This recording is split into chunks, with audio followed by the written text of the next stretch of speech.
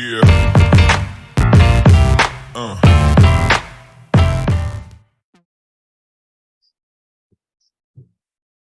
Oke, jadi di sini aku bakal buat tabel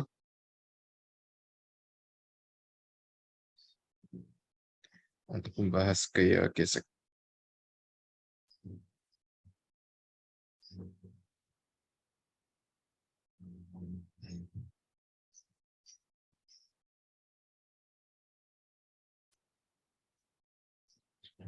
Di sini ada gaya gesek statis, kemudian ada gaya gesek kinetis, dan kita akan mulai dari syaratnya, yaitu dari syarat kinematika, atau syarat geraknya itu kayak gimana. Dari pertemuan yang minggu lalu, kesimpulannya adalah gaya gesek statis apakah terjadi saat bendanya diam?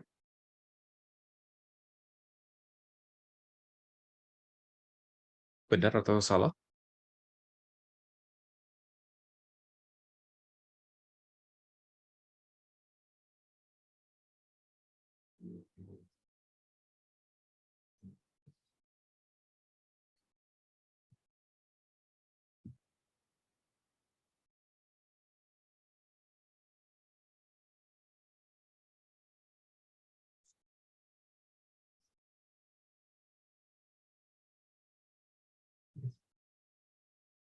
Gimana? Masih ada yang ingat pertemuan minggu lalu? Sempat ditonton kan videonya, paling nggak? Atau nonton, atau apa namanya, baca materinya mungkin. Yang minggu lalu, bukan yang beberapa minggu lalu.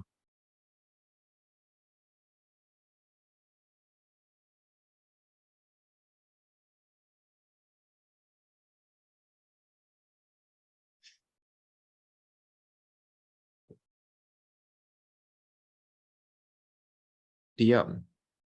Oke, diam adalah red. Ya, kalau misalkan merhatiin yang pertemuan minggu lalu, salah ya, diam itu. Gaya gesek statis itu bukan terjadi saat bendanya diam. Ya, kalau saat bendanya diam, itu adalah kasus khusus dari gaya gesek statis. Itu adalah kasus kalau yang diajarkan di sekolah. Tapi secara umum, bukan saat benda itu diam. Oke, tapi saat tidak slip. Kalau gaya gesek kinetis itu terjadi saat slip. Jadi perbedaan dua gaya gesek ini antara tidak slip atau slip. Gitu. Ya, dari definisi tidak slip. Biasanya yang didefinisikan itu tidak slip. Tidak slip itu artinya adalah tidak ada kecepatan relatif antara dua titik yang bersentuhan.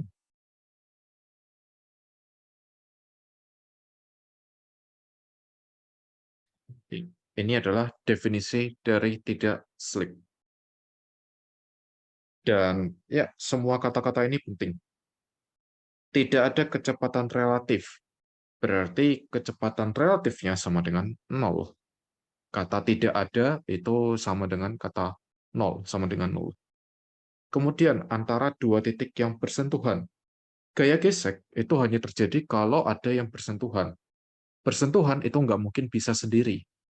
Berarti pasti ada dua.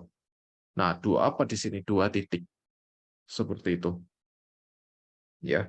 Jadi kalau misalkan analisis gaya gesek, yang harus dilihat adalah ya kecepatan relatif di dua titik yang bersentuhan. Yang otomatis dua titik itu dari dua benda yang berbeda. Sedangkan slip, ya berarti tinggal dihilangkan kata tidaknya aja. Ada kecepatan relatif antara dua titik yang bersentuhan.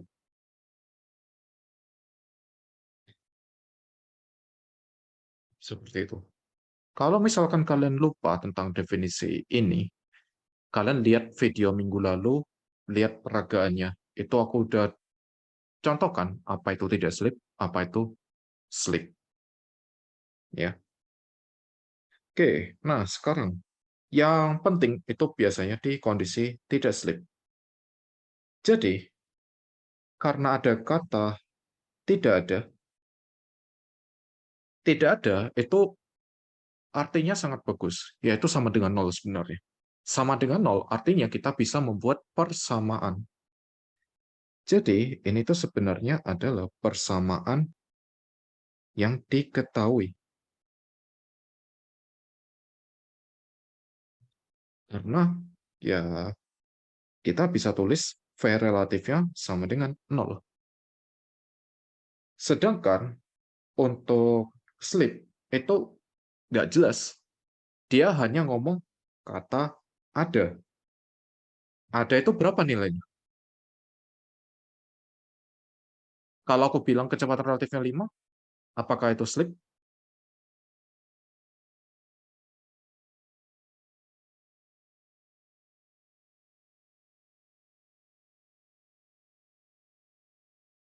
Gimana? Kalau misalkan kecepatan relatifnya sama dengan 5 meter per second, apakah disebut slip jadinya? Kalau kalian melihat dari kata-kata ini aja. Iya, nah benar. Kalau 10 meter per second, termasuk slip? Iya juga. Jadi, berapa nilainya kondisi slip itu? Ya, nggak tahu. Bebas. Berapapun angkanya, selama bukan nol, dia dikatakan slip. Jadi, ini adalah ya hubungan geraknya tidak diketahui.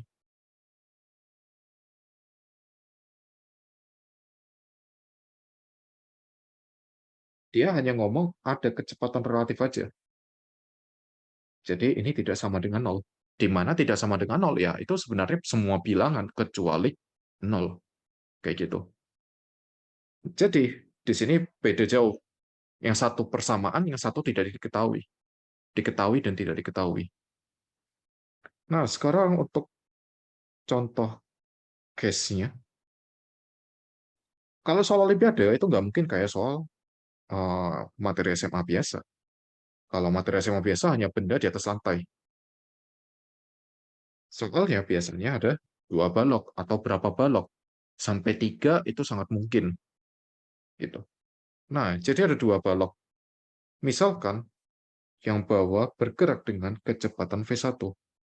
Yang atas bergerak dengan kecepatan V2. Maka, mana titik yang bersentuhan? Titik yang bersentuhan itu adalah ya titik atas balok yang bawah, aku namakan titik A, dan titik bawah dari balok yang atas, B.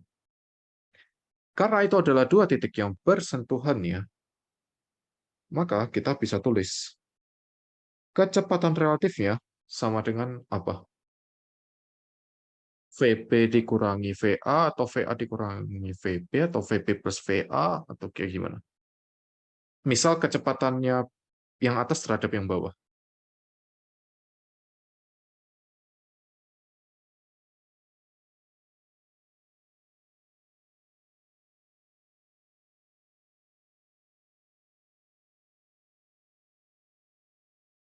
V2 plus V1. Oke, agak kurang tepat.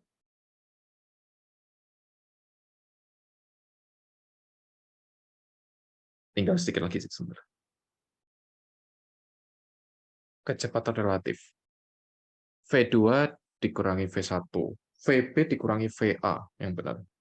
Kalau atas terhadap yang bawah. Ingat, kecepatan relatif. Kecepatan relatif udah aku jelaskan di pertemuan ke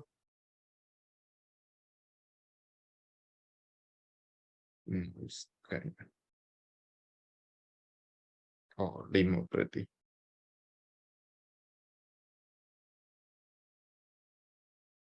Ini kecepatan relatif. kecepatan benda dikurangi kecepatan kerangka. Berarti kalau misalkan yang atas terhadap yang bawah, ya berarti kecepatan yang atas berapa dikurangi kecepatan yang bawah secara vektor. Jadi yang atasnya tadi VB, yang bawah VA, maka VB min VA. Seperti itu. Oke, lanjut. Nah, ini nilainya harus sama dengan 0. Jadi kalau VB-nya V2, ya karena ini translasi, kecepatannya harus sama semua. VA-nya V1, berarti kita punya hubungan. Nah, persamaan geraknya ini, V2 harus sama dengan V1. Kalau dalam dibahasakan sehari-hari, apa sinonimnya?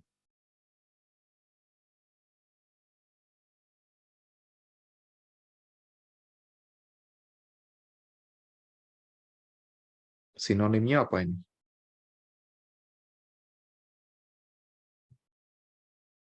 Kalau V2 sama dengan V1.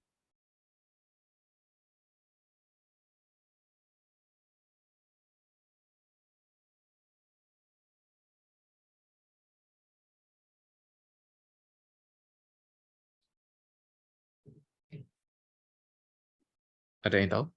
Kayak gimana sinonimnya? Biasanya di soal pakai kata-kata sinonim ini soalnya nanti. Bukan ngomongnya tidak slip, agar nggak selalu diomong. Biar tidak slip. Belum tentu. Kadang-kadang pakai kata-kata sinonim ini.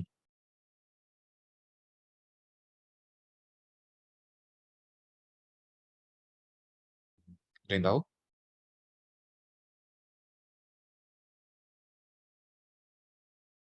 Oke. Kalau ini kan apa? V2 kecepatan 2. V1 kecepatan 1. Kalau kecepatannya sama apa artinya? Dari logika,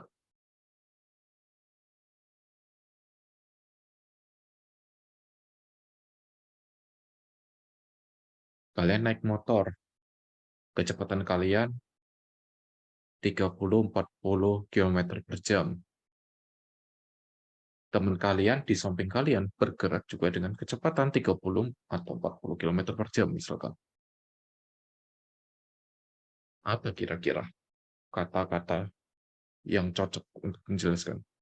Tetap belum tentu tetap. Kalau misalkan nanti dipercepat tapi bersamaan terus, ya bisa aja. Rata-rata nggak ada hubungannya sama rata-rata. Soalnya kalau rata-rata kamu harus tahu ada selang waktu, ada perbedaan kecepatan, di sini nggak ada. Kayak gitu.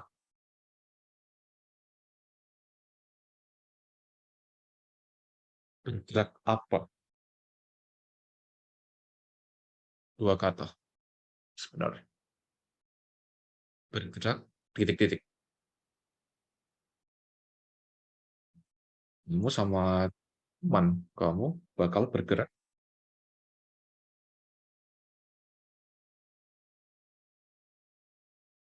Hampir benar. Yang barusan bukan sama.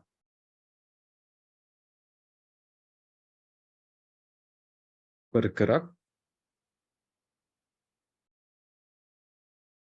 bersama. Kalau seimbang agak kurang tepat ya kalau seimbang. Seimbang itu berarti ada biasanya ada perbedaan kayak gitu. Tapi agak kurang pas kalau membahas gerak tentang dengan seimbang. Seimbang itu lebih ke torsi, gaya kayak gitu. Yang lebih sering dipakai itu bergerak bersama. Jadi contohnya kalau di kehidupan sehari-hari ya kayak tadi kalian bergerak bersama dengan teman kalian atau kalian punya meja, di atas mejanya ada barang-barang gitu. Terus kalian mau pindahkan mejanya, tapi masih dalam satu ruangan. Yang kalian lakukan apa? Mejanya lumayan berat. Didorong atau diangkat biasanya? Didorong. Nah, benda-bendanya lumayan banyak. Kalian turunin atau ya udah kalian dorong aja tapi pelan-pelan.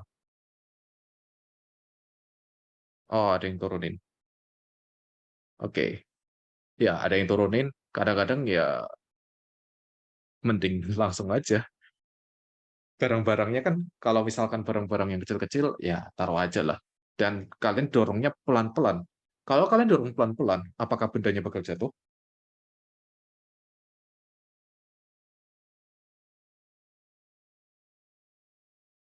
Enggak. Ya, itu namanya bergerak bersama.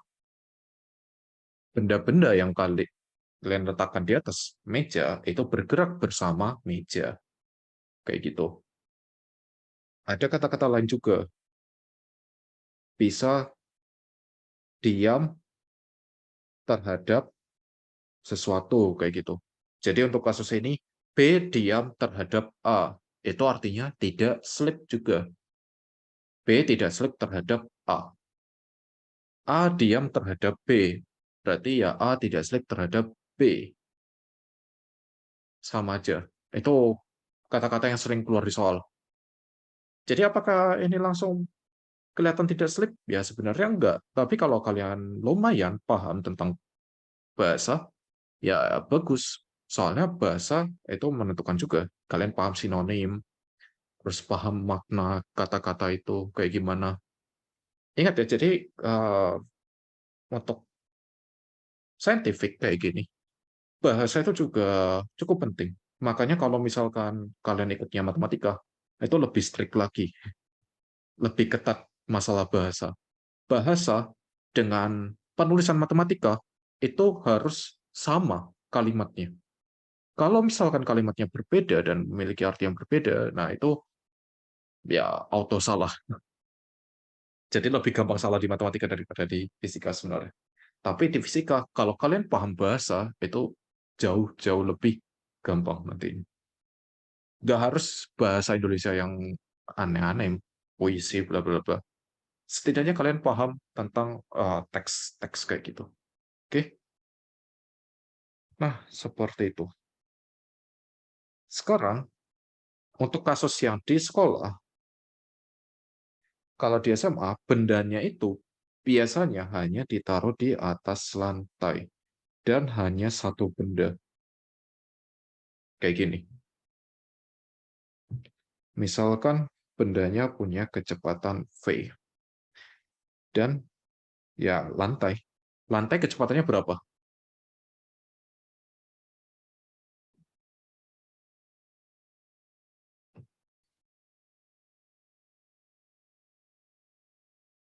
Kecepatan lantai.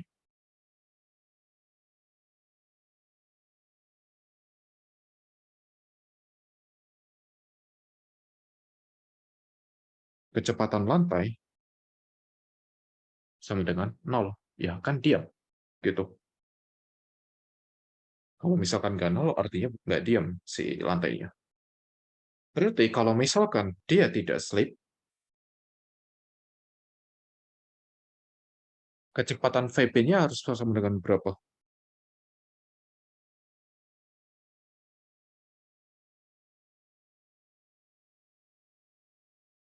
Kecepatan bendanya harus sama dengan,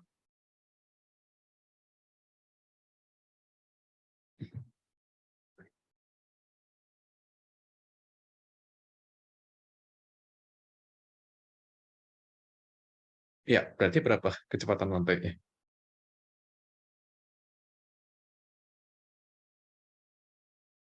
Iya, berarti kecepatan bendanya ya nol. Kecepatan lantainya aja nol. Gitu. Artinya apa? Ya di sekolah, kenapa diajarkan kalau misalkan pakai gaya gesek statis itu saat bendanya diam, ya karena kasusnya bendanya di atas lantai. Dan kasus tidak slip di atas lantai ya saat bendanya diam. Kayak gitu. Jadi yang diajarkan di sekolah itu hanya kasus khusus, hanya ini aja. Padahal kasusnya bisa seperti ini. Gitu. Jadi mana kasus yang umumnya? Ya yang harus kalian pahami ini sebenarnya. Bukan diamnya. Jadi gaya gesek statis tidak terjadi saat bendanya diam, tapi saat tidak slip. Seperti itu. Oke, sampai sini ada yang mau ditanyakan?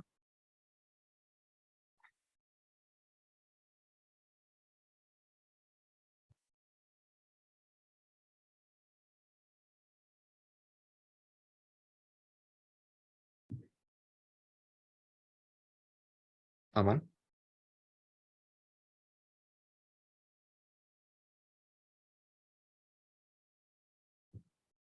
Oke.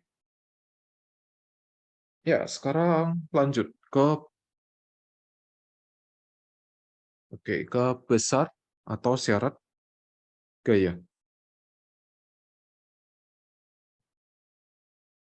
Jadi tadi udah bahas kinematika, dan ya kalau kalian ingat-ingat, kan aku sering ngomong ya, materi fisika untuk yang OSN kayak gini, itu materinya sangat berurutan.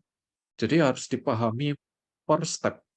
Makanya kinematikanya harus dipelajari dulu kan. Gitu. Soalnya kecepatan relatif itu nanti berpengaruh ke materi. Seperti itu. Ya, jadi ya pengingat kalau kalian misalkan belum mengerjakan soal-soal yang sebelumnya, silakan dikerjakan. Kalau bingung, silakan ditanyakan. Oke, lanjut. Nah, sekarang masalah besar. Kalau gaya gesek statis, besarnya berapa?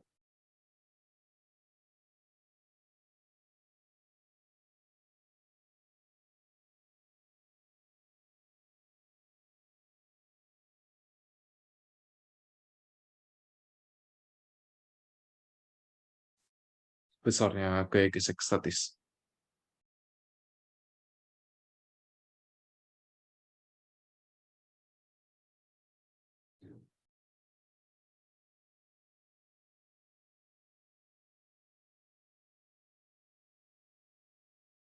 Gimana? Ada yang tahu atau mungkin ingat?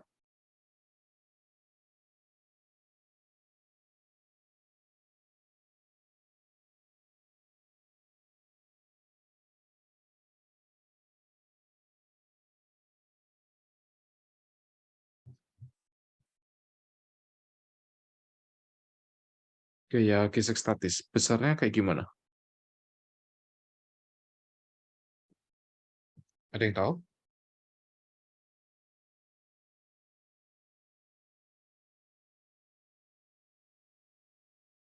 Fs. Fs itu simbolnya. Kalau besarnya kayak gimana?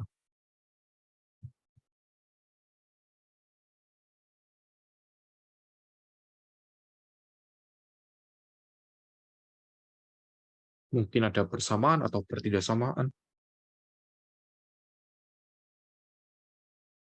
yang mungkin diajarkan di sekolah kayak gimana? P normal dikalikan koefisien gesek statis. Oke, sebenarnya itu masih agak kurang tepat. Hampir tapi masih kurang. Jadi kayak gesek statis itu bentuknya bukan sama dengan, tapi kurang dari sama dengan mu Sn. Dan beda sama gaya gesek kinetis. Kalau gaya gesek kinetis itu Fk sama dengan mu Kn. Koefisien gesek kinetis dikalikan K normal. Ya, kalian lihat ada perbedaan di sini, gaya gesek statis sama gaya gesek kinetis. Nah, untuk gaya gesek statis, ada tanda kurang dari. Berarti nilainya kayak gimana? Jelas nggak nilai gaya gesek statis itu berapa?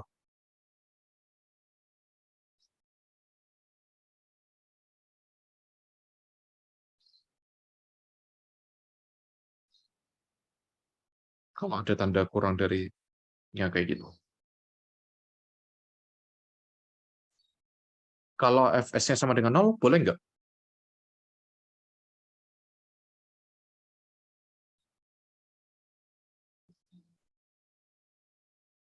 Kalau Fs sama dengan 0.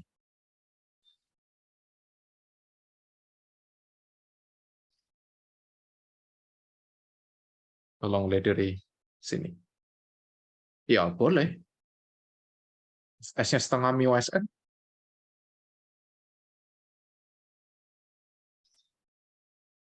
setengah mu Sn, ya juga boleh. Kalau misalkan Fs-nya sama dengan 2 mu Sn, boleh nggak?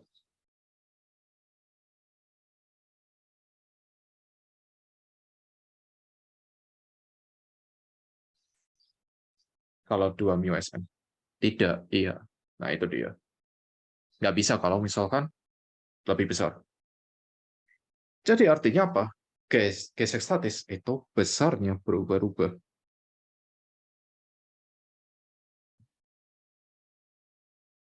Besarnya bisa berubah-ubah. Untuk apa di sini? Kenapa dia bakal berubah-ubah? Sebenarnya untuk memenuhi kondisi tidak slip. Jadi kalau misalkan udah ada sesuatu yang sama, berarti ada sesuatu yang harus diubah biar menjadi tidak, biar persamaannya itu jadi benar. Nah, untuk kasus gaya gesek statis yang bisa diubah-ubah itu adalah gaya gesek statis. Jadi alam itu hebatnya adalah bisa mengatur gaya gesek statis itu dengan sendirinya. Nilainya itu bisa berubah-ubah sendiri gitu. Jadi nggak perlu kita yang ngatur besar gaya gesek statis sebenarnya. Dia bakal menyesuaikan dengan kondisi benda itu. Ya. Dan otomatis ini akan membuat, karena ada kata-kata bisa berubah-ubah, ya Fs adalah variabel yang tidak diketahui. Nah, seperti ini. Beda sama gaya gesek kinetis.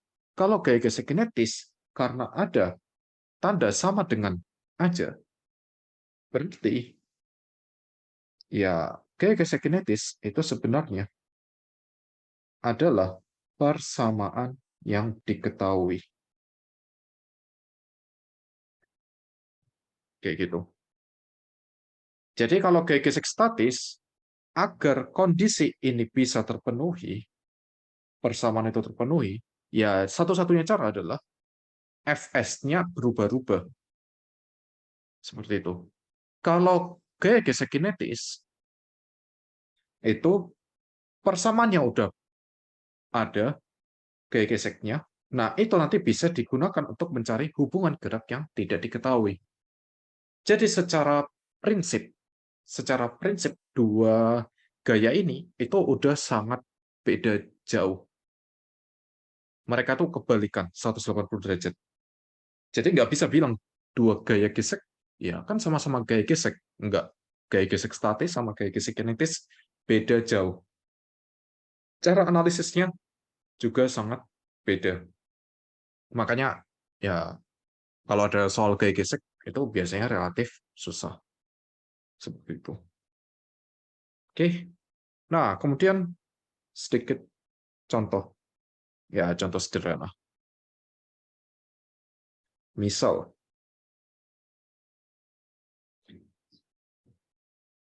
kalian dorong, eh, ya anggap ini lemari gitu ya atau sesuatu yang sangat berat. Kemudian kalian meletakkan tangan ke box itu atau ke benda itu. Tapi kalian dorongnya atau kalian nyentuhnya itu pelan-pelan.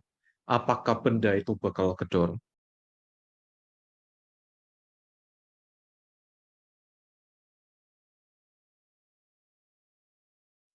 Dia bakal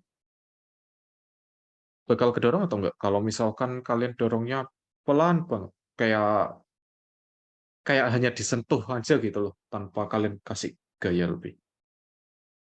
Nah, nggak akan bergerak kan? Kenapa nggak bergerak gitu? Itu sebenarnya adalah akibat gaya gesek statis. Kayak gini kan, gaya gesek statis. Jadi dari hukum Newton, ya kita bisa lihat si gaya gesek statis itu nanti akan sama dengan F. Gitu, bakal sama dengan. Jadi di sini, misal Fs maksimumnya atau mu Sn-nya itu sama dengan anggap 100 Newton. Gitu ya. Jika F-nya itu nanti sama dengan 0, maka besar gaya geseknya, ya juga nol. Artinya apa? Ya kalau kalian nggak sentuh bendanya, ya si benda itu bakal diem sendiri karena ya siapa yang perlu ditahan gitu kan sama gaya gesek statisnya. Nggak penting gitu.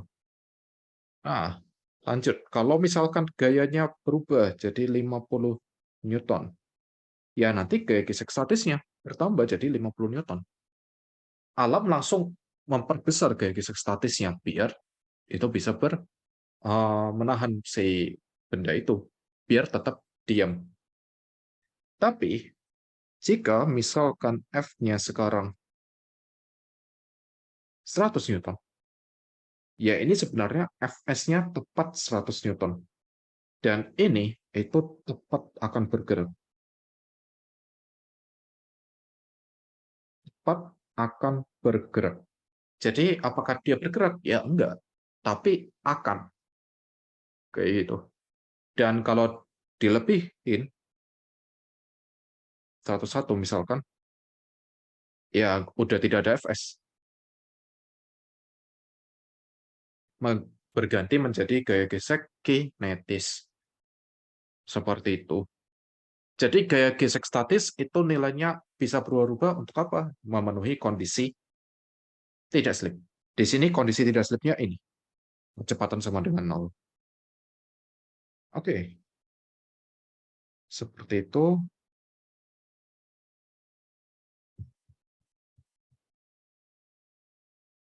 Ini masih belum selesai.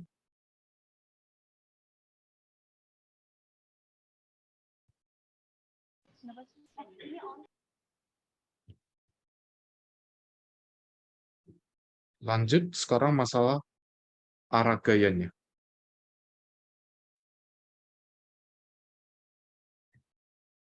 Nah, arah gaya gesek statis itu kemana?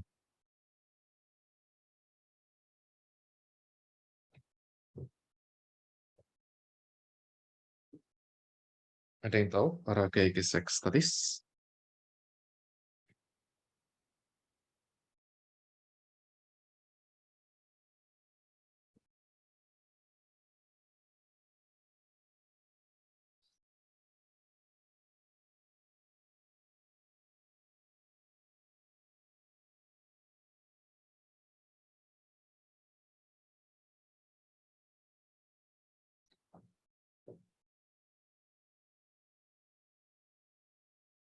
Gimana? Ada yang tahu mungkin tentang arah gaya gesek statis itu kayak gimana? Berlawanan. Berlawanan sama siapa?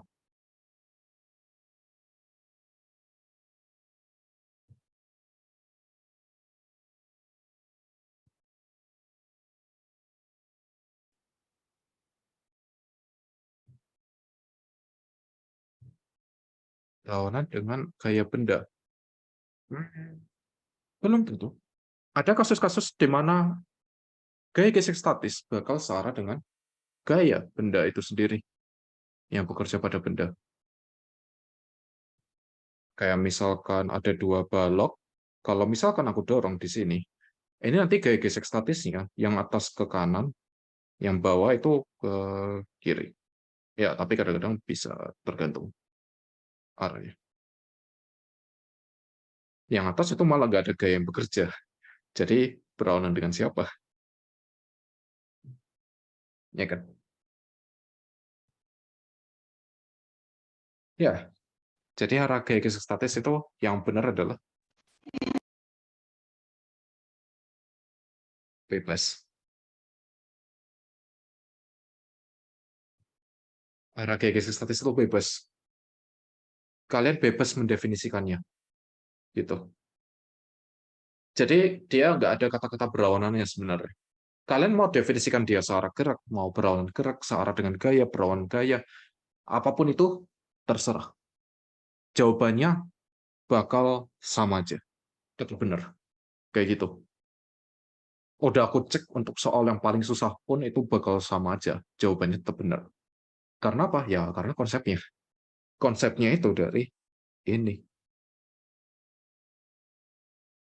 Karena Fs itu adalah variabel yang tidak diketahui, arah ini jadi nggak penting sebenarnya. arahnya ya termasuk yang tidak diketahui juga gitu. Termasuk tidak diketahui, kalau dia termasuk yang tidak diketahui, artinya dia akan diselesaikan juga dalam persamaan. Artinya nggak usah khawatir masalah geogesek statis arahnya kemana. Jadi nanti di sini jika kalian dapatnya fs-nya positif, berarti asumsi arahnya sudah benar. Kalau besar geogesek statisnya positif. Tapi jika fs-nya negatif, asumsi arahnya berlawanan.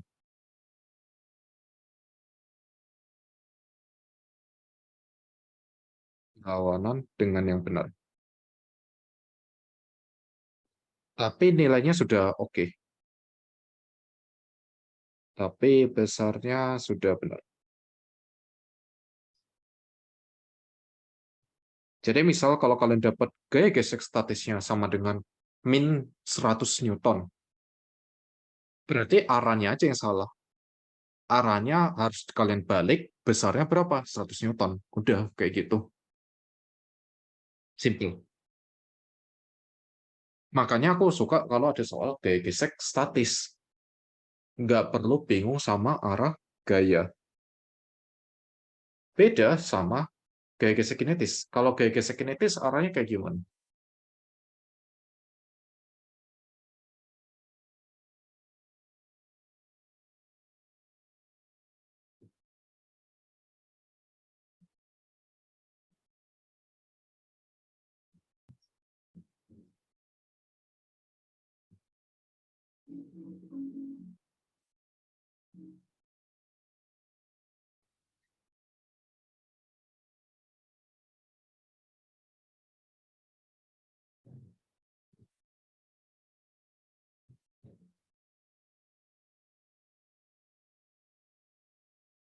Gimana?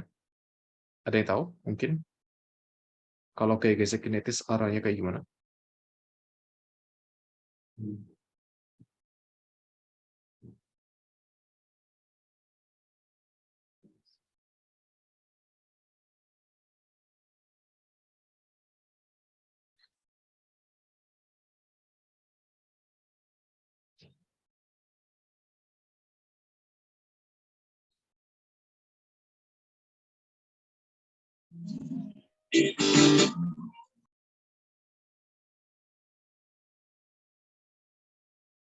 Gimana? Gak ada?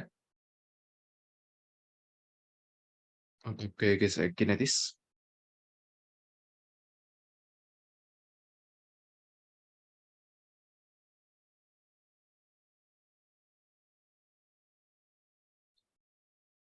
Nggak tahu.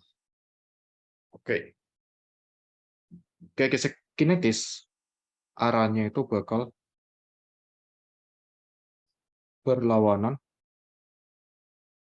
arah kecepatan relatif antara dua titik yang bersentuhan.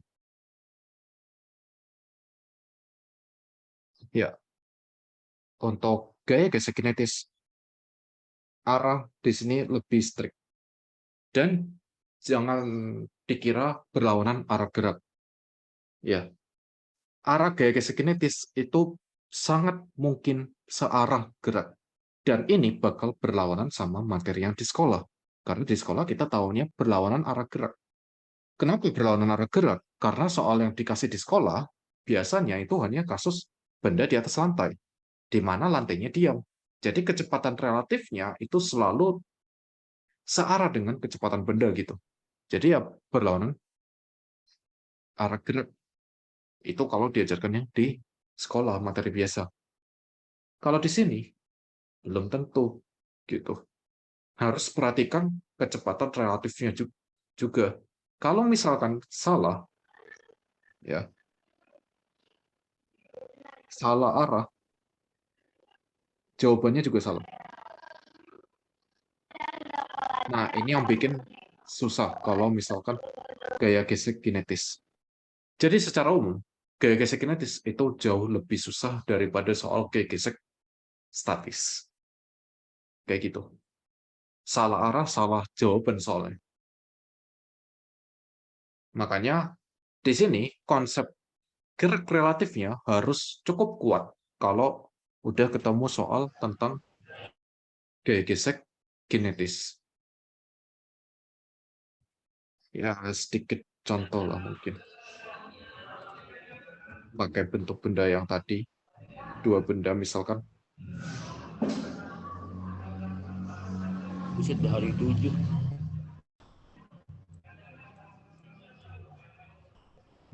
Oke, jadi misalkan di sini, yang atas itu kecepatannya V2 sama dengan 5 meter per second. Yang bawah, kecepatannya V1 10 meter per second.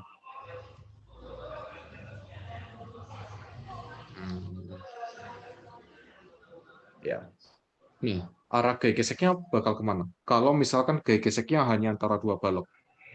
Jadi sama lantai nggak ada gaya gesek. Untuk benda A sama benda B.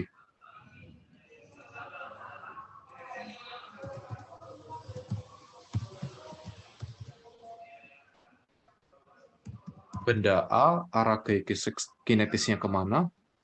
Benda B, arah gaya gesek kinetisnya kemana?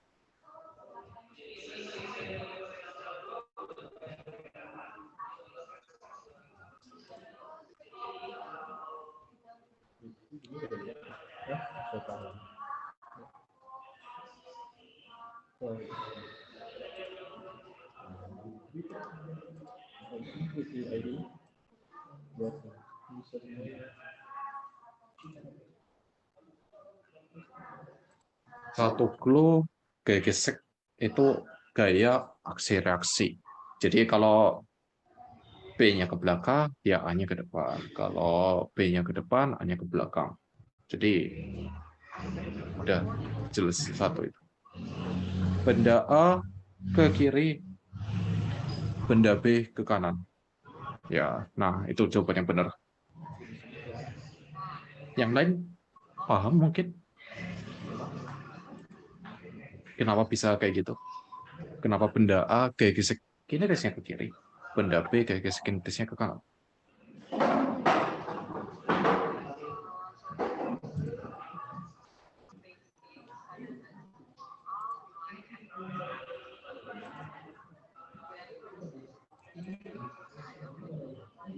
Gimana? Yang lain paham maksudnya itu? Jawabannya itu benar soalnya.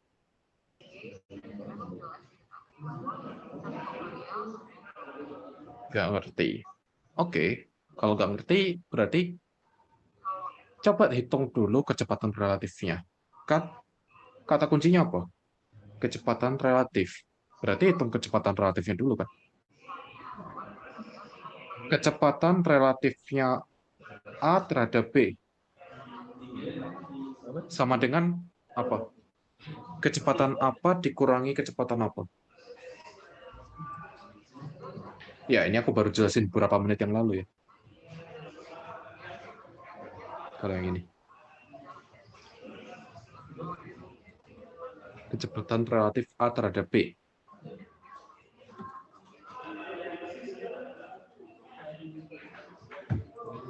Masih kurang. Bukan B dikurangi A. Kayaknya tadi aku udah jelasin. Kalau misalkan B terhadap A, VB dikurangi VA. Ini udah aku kasih contohnya. Di sini, A terhadap B. Oh, mesti ya VA min VB. Berarti berapa? Ya 10 dikurangi 5. 5 meter per second ke kanan. Berarti arah gaya geseknya kemana? Gaya geseknya ke kiri. Kayak gitu. Kemudian kecepatan relatif B terhadap A, ya sebenarnya bisa langsung dibalik aja. Tapi kalau enggak ya VB min VA. 5 dikurangi 10. min 5 meter per second. Apa artinya negatif? Vektor kan? Vektor itu kan masalah arah. Negatif ini juga tentang arah.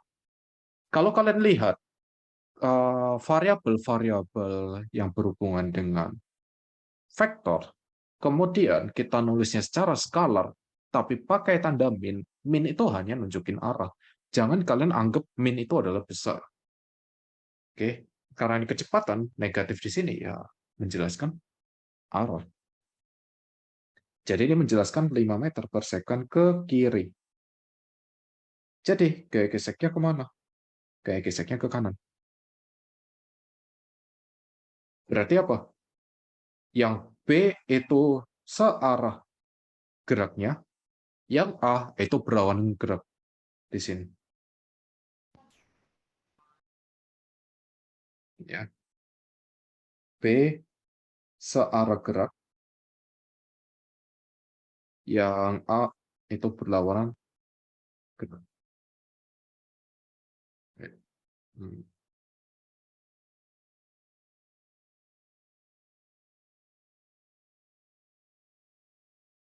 A berlawanan arah geraknya. Kayak gitu. Walaupun dua arahnya itu berbeda, tapi mereka semua sama-sama berlawanan kecepatan relatifnya. Kayak gitu. Jadi yang penting di kecepatan relatif. Oke, seperti itu. Itu masalah arah gaya.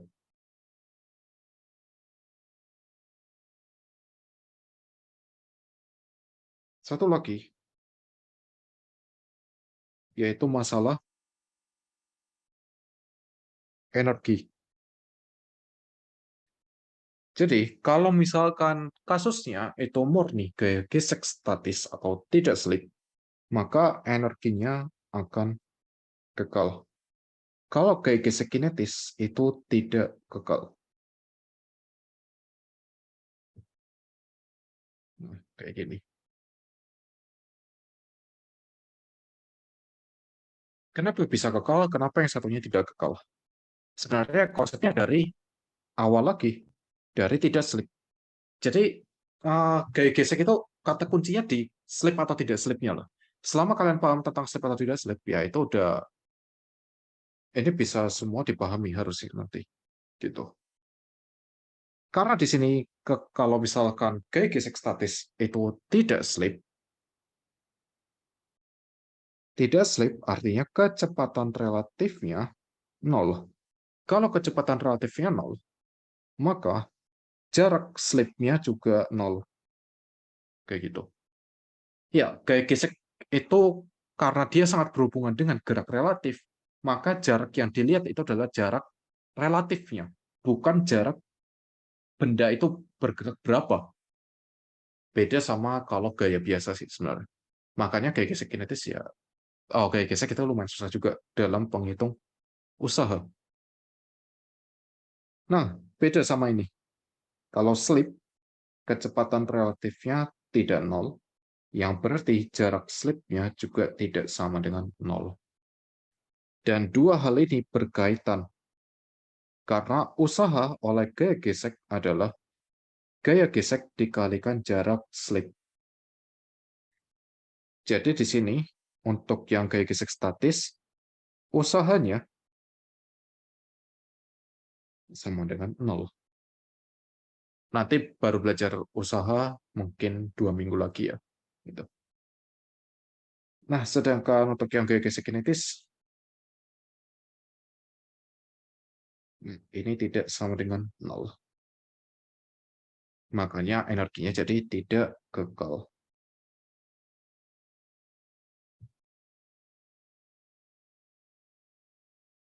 Ya, seperti itu. Jadi ini adalah materi tentang gaya gesek. Ya, habis 2,5 lama. Ini hanya untuk masalah membedakan gayanya aja. Untuk analisisnya, itu sebenarnya kebanyakan kompleks sih, gaya gesek itu. Makanya kalau kalian mau belajar gaya gesek harus uh, bisa dibilang rajin. Rajin, terus benar-benar coba soal-soal yang konsep kalau gaya gesek. Sampai paham konsep slip, tidak slip, gaya gesek statis, gaya gesek kinetis.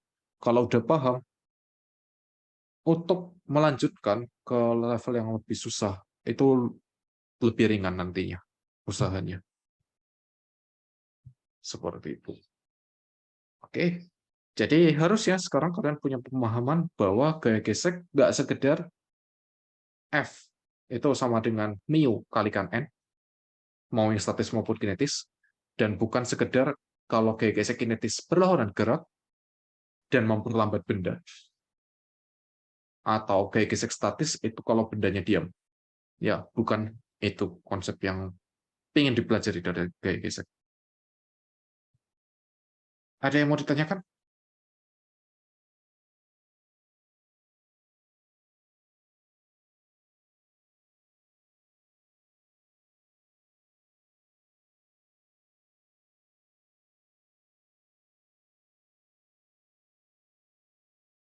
Kalau mau memperkuat pemahaman gaya gesek, jangan lupa perdalam belajar tentang gerak relatif. Ya, itu. Oke, ada yang mau ditanyakan?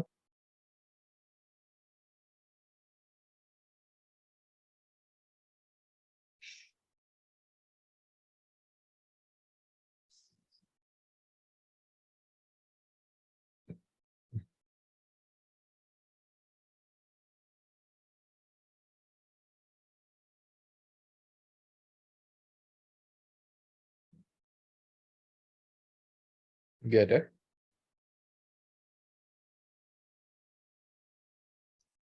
Kalau mau tanyakan, silakan tanyakan aja sebelum aku lanjut.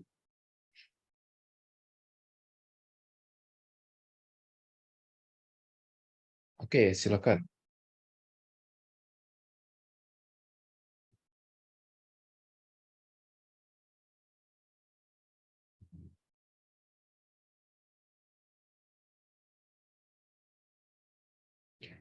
Yang tadi itu kan ke kanan, tapi pas akhir kita ke kiri.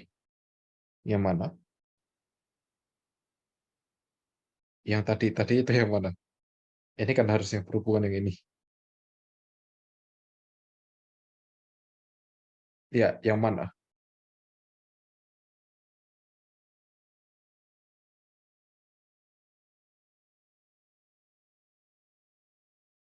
Di bagian apanya? Bersamaan keberapa misalkan? Atau tentang kecepatan relatif yang mana?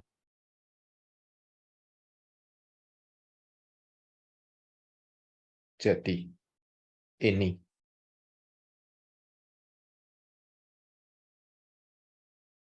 Iya, kebalikan. Kan berlawanan kecepatan relatif.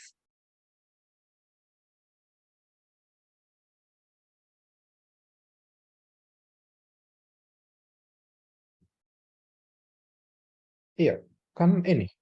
Berlawanan arah kecepatan relatif antara dua titik yang bersentuhan. Berlawanan kan artinya dibalik. Berarti kalau kecepatan relatifnya ke kanan, ya gaya geseknya ke kiri. Kalau kecepatan relatifnya ke kiri, gaya geseknya ke kanan. Kayak gitu. Dan untuk gaya gesek dua benda ini, satu ke kiri, satu ke kanan. Di total berapa? Nol. Aksi reaksi. Seperti itu.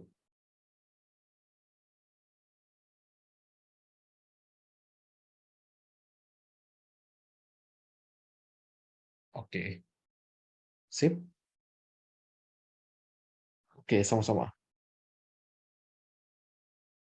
Ada lagi?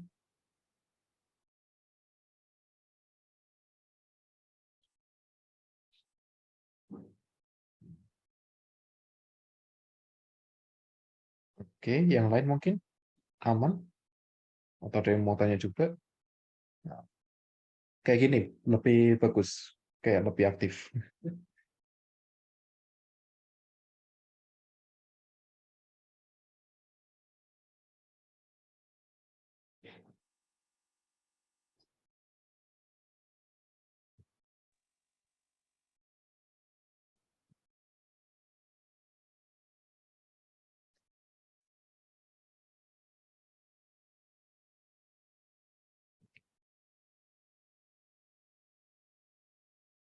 Gimana? Udah nggak ada masalah?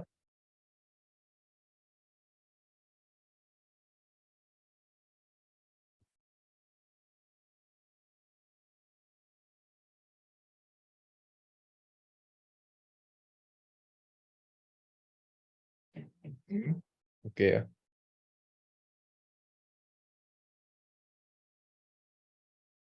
Oke, sepertinya kita kedatangan tamu ya. Ya, jadi ada alumni yang sebelumnya, tapi masih kelas 11 ya. Oh, oke. Iya, masih kelas 11. Udah lolos tingkat Asia. Ya, lagi nonton kelas ini juga.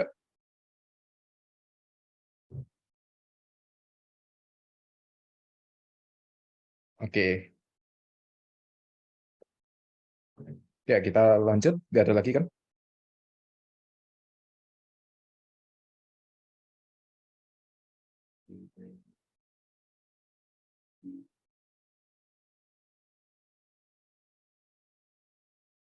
Oke, kalau misalkan nggak ada, karena tim semua, kita lanjut pembahasannya. Ya, jadi aku bakal kasih sedikit pengantar tentang gaya fiktif. Oke, jadi ada yang namanya gaya fiktif. Gaya fiktif ini tuh bisa membantu untuk kasus-kasus yang kompleks. Jadi kalau udah jago tentang gerak relatif, gaya fiktif itu bisa mempermudah analisis banyak soal sebenarnya. Ya, jadi ini gaya yang kayak gimana sebenarnya? Ini adalah gaya yang muncul ketika pindah ke kerangka acuan yang dipercepat atau yang memiliki percepatan.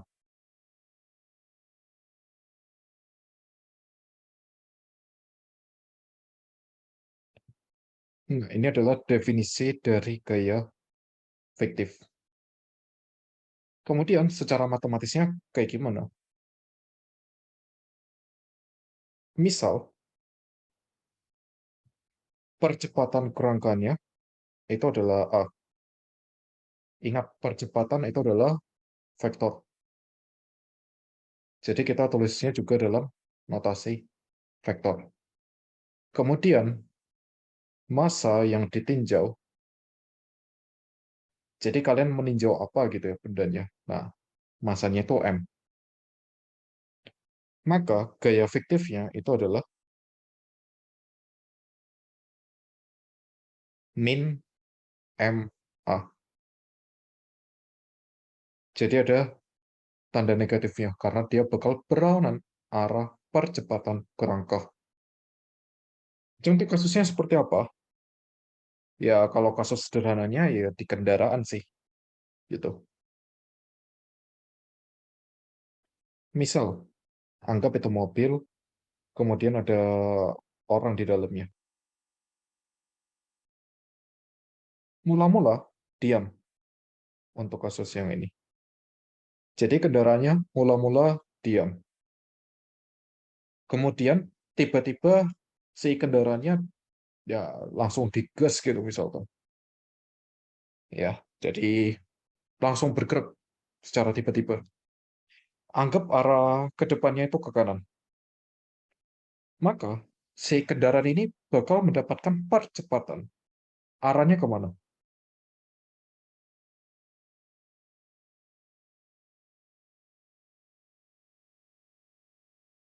Kalau arah depannya ke kanan.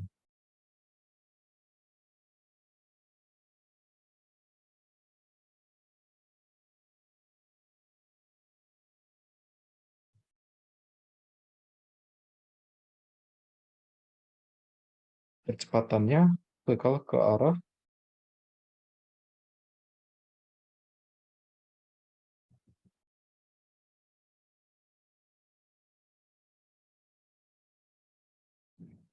Yang lain mungkin?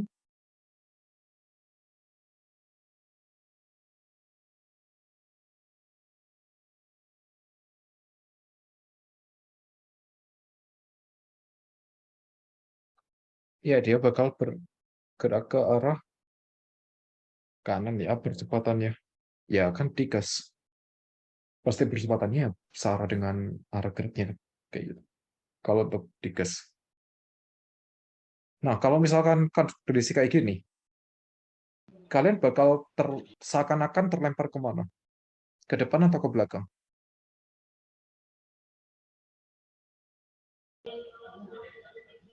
Ke belakang. Iya, benar, ke belakang. Mau kemana lagi? Ya kan? Kenapa bisa ke belakang? Ya itu karena kalian ada di kerangka mobil, gitu. Kalian ada di kerangka mobil yang dipercepat. Jadi, kalian ya bakal dapat gaya fiktif yang ke arah belakang. Besarnya adalah MA. Ini ke depan, ini ke belakang. Sebanding dengan masa kalian. Jadi semakin besar masa kalian, ya semakin besar gaya yang kalian dapatkan sebenarnya. Kayak gitu. Itu untuk kalau misalkan tiba-tiba digas. Misal sekarang kasusnya mula-mula bergerak,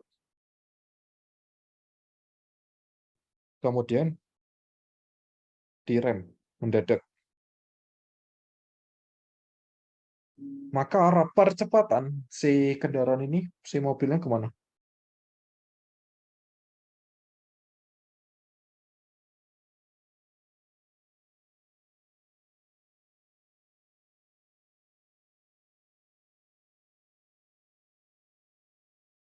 Kalau misalkan kendaraannya tiba-tiba mula-mula bergerak, kemudian tiba-tiba direm, maka arah percepatannya kemana? Arah percepatannya ke belakang. Dan kalian akan terdorong kemana?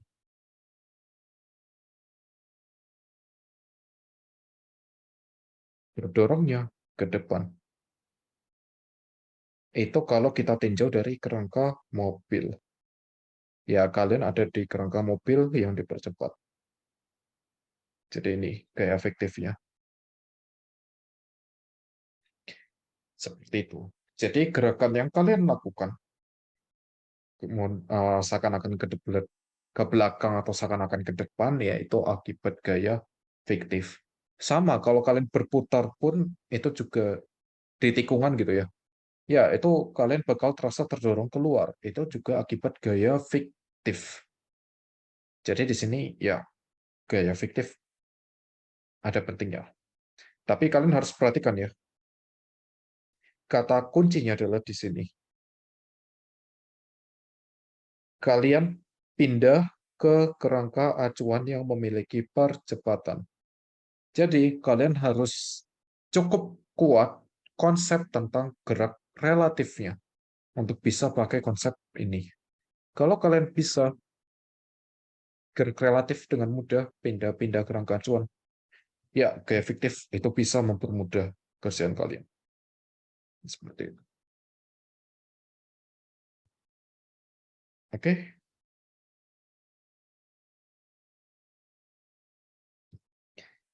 kemudian keempat, percepatan sentripetal. Walaupun gerak rotasi itu nanti kita baru detailkan di dinamika rotasi, tapi ada satu gerak rotasi yang bakal sering muncul untuk di materi-materi sebelumnya. Jadi aku bakal kasih di sini, yaitu percepatan sentripetal. Percepatan sentripetal itu sebenarnya berhubungan dengan gerak melingkar. Jadi ini itu adalah percepatan untuk mengubah arah pada lintasan melengkung.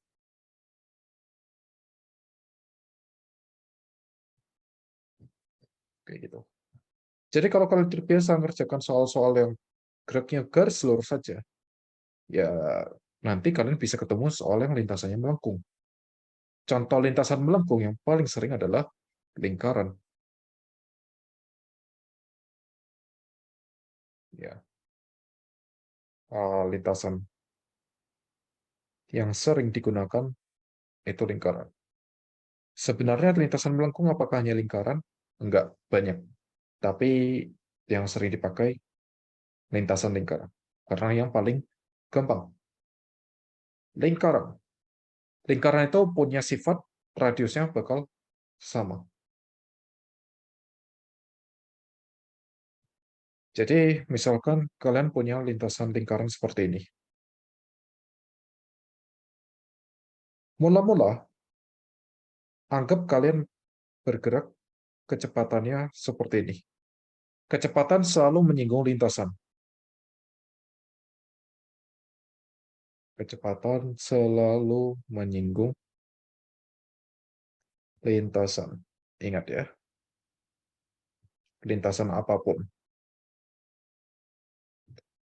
Kemudian, kalau misalkan dia bergerak melingkar, terus dia nanti bakal di titik ini, kecepatannya bakal kayak gimana? Apakah arahnya tetap? Apakah seperti ini tetap horizontal?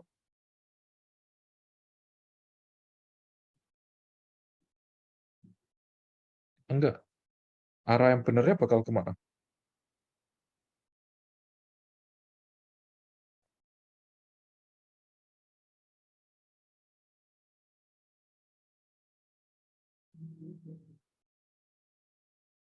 Kalau kalian lihat dari gambar nih, udah aku kasih satu contoh gambar kecepatan.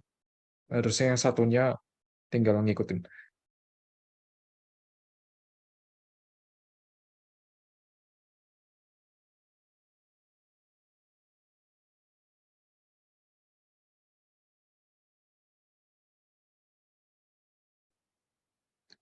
Bakal berubah. Iya, berubah ke arah mana? Kita aku kasih garis bantu, garis biru.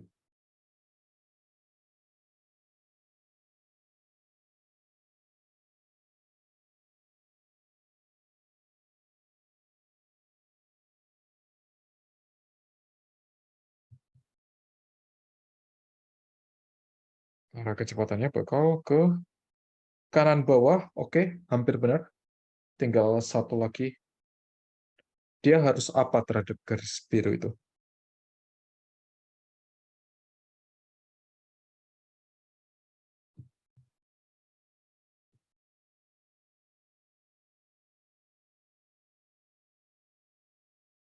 Harus tegak lurus. Nah, itu dia. Ya, arah kecepatannya bakal tegak lurus. Kayak gitu. Oke. Nah, sekarang kalian perhatikan kecepatannya. Yang tadinya kecepatannya seperti ini menjadi seperti ini. Ada perubahan kecepatannya?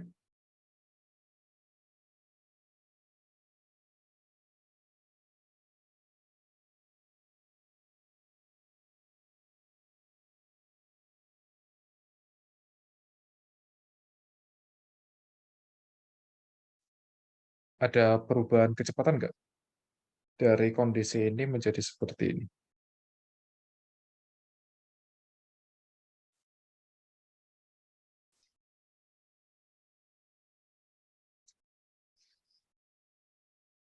Ada.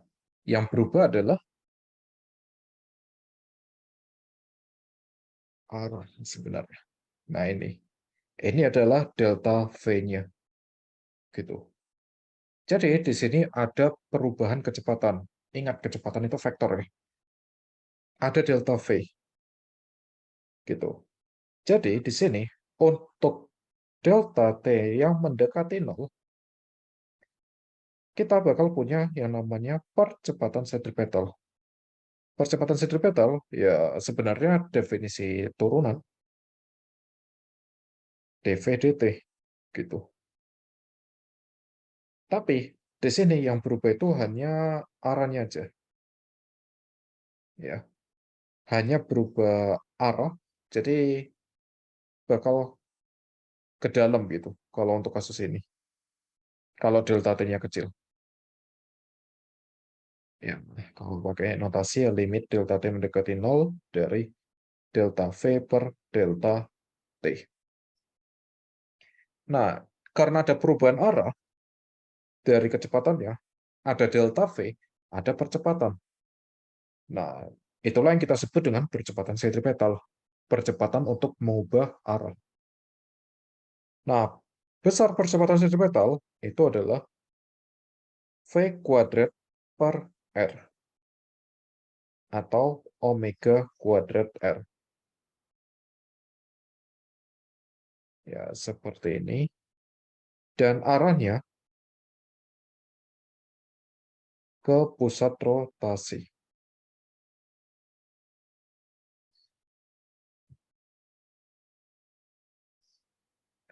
Ya, seperti itu. Jadi ini arah percepatannya kemana untuk kasus ini? Ya, ini nanti percepatan sentripetalnya ke sana. Ini percepatan sentripetalnya ke sini. Kayak gitu. Ya, kayak gitu sih.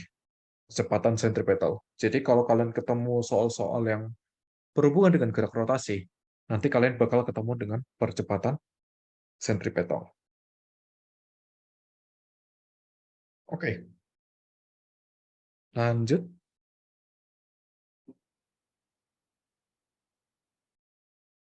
Sekarang tentang bagaimana menyelesaikan kasus gerak.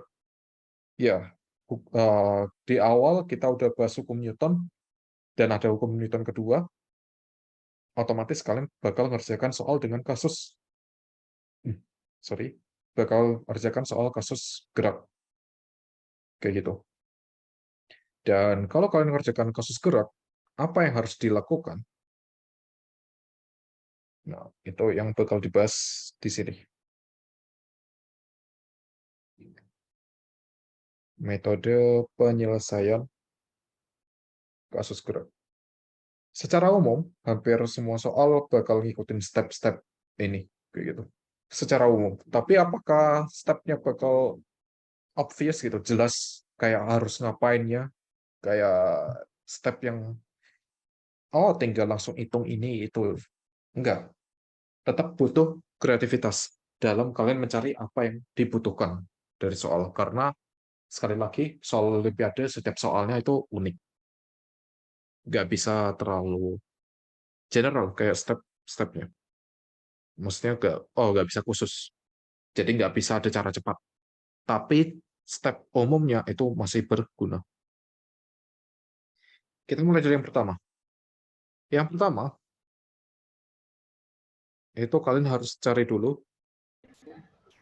hubungan gerak benda pada sistem.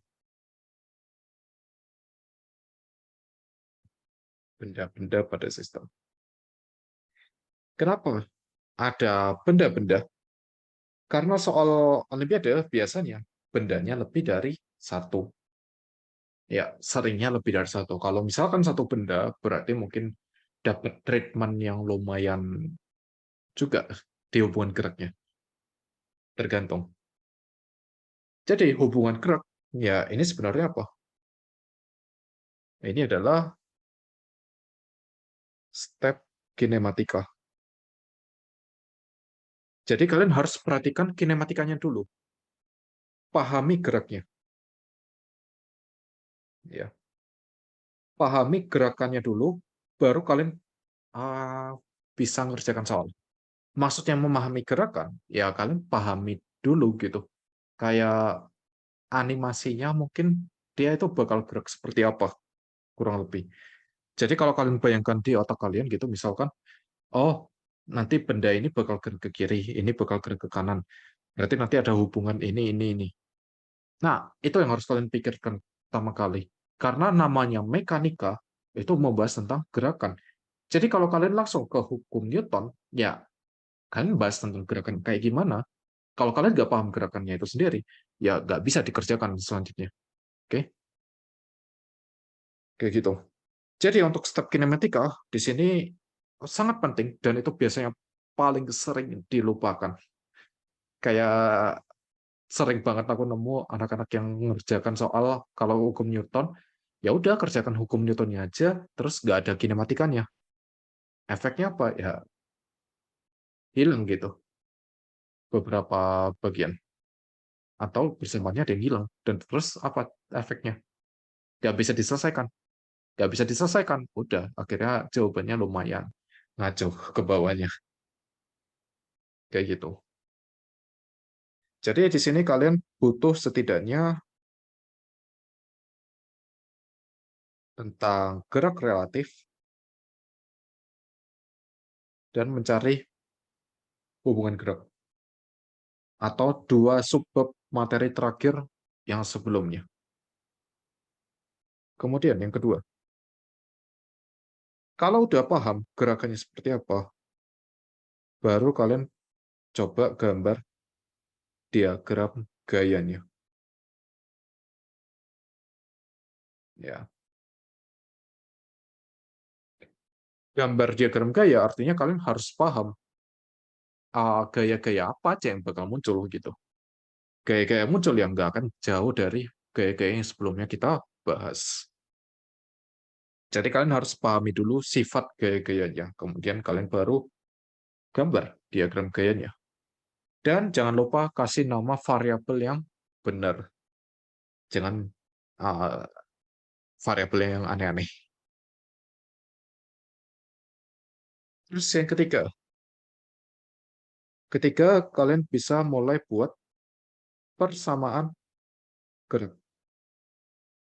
Untuk membuat persamaan gerak, ya kalian bisa pakai banyak cara.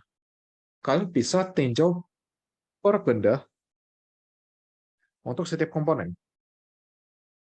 Gitu. Tinjau per benda untuk setiap komponen. Maksudnya setiap komponen itu misalnya arah X, arah Y, nah kayak gitu. Arah Z, arah yang sejajar bidang miring, arah lurus bidang miring misalkan, tentu. Yang penting kalian harus tentukan, kalian mau tinjaunya di arah mana. Jadi nanti ini misalnya, ya sigma fx sama dengan max. Kemudian sigma fy sama dengan may. Ini harus ditulis, jangan kalian sosokan langsung tulis, oh kayaknya ada ini sama dengan apa. Biar apa? Biar gampang dikoreksinya nanti. Gitu. Pokoknya kalau kalian nulis jawaban harus rapi. Tidak ada yang menuntut tulisan kalian bagus, tulisan kalian jelek gak masalah, tapi rapi, bisa dibaca. Nah, itu yang penting. Tapi ya berarti kayak nulisnya urut dari atas ke bawah, nggak kayak gini, nanti ke sini, terus nanti ke sini, muter-muter, atau kayak gini terus dikotakin, ya nanti kayak gini, gitu. Jangan. Pokoknya rapi. Oke? Dan nulis sigma fx, sigma fy kayak gini, itu termasuk, ya kalian nulisnya rapi. Urut artinya. Kayak gitu. Oke? Itu satu tips juga kalau misalkan kalian mengerjakan soal IC. Lanjut, kemudian kalian juga bisa tinjau sistem. Tinjau sistem artinya kalian boleh tinjau banyak benda sekaligus. Kalau ada banyak benda sekaligus, maka cara memakainya adalah pakai vektor. Sigma F system itu nanti sama dengan sigma MA. Oke, jadi misal ada dua benda, sigma MA Itu artinya ya M1A1 ditambah M2A2. Ya, notasi sigma, notasi penjumlahan. Udah aku ajarin waktu itu ya. Dan kalian harus perhatikan vektor. Jadi arah itu penting. Jika percepatannya sama, kalau percepatannya sama, ini kan boleh dikeluarin. Jadi nanti tinggal M total. Maka bisa ditulis sigma F system sama dengan M total dikalikan A. Kayak gitu. Mau pakai yang mana? Terserah. Kalau kalian mau yang paling aman ini sebenarnya. Tinjau di arah X sama Y untuk setiap benda. Apakah cepat? Enggak. Gitu. Untuk kebanyakan kasus, itu malah panjang. Tapi kalau misalkan pakai cara ini, apakah cepat? Ya, seringnya cepat. Tapi apakah resiko salahnya lebih besar? Iya, resiko salahnya bisa lebih besar. Kalau misalkan nggak paham konsep-konsepnya. Kayak gitu. Jadi, setiap cara punya keunggulan dan kelemahannya masing-masing. Lanjut. Kalau misalkan udah, baru masuk ke step penyelesaian. Step step penyelesaian sistem persamaan linear.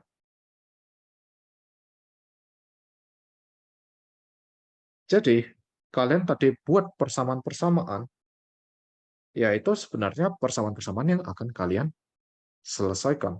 Kayak gitu.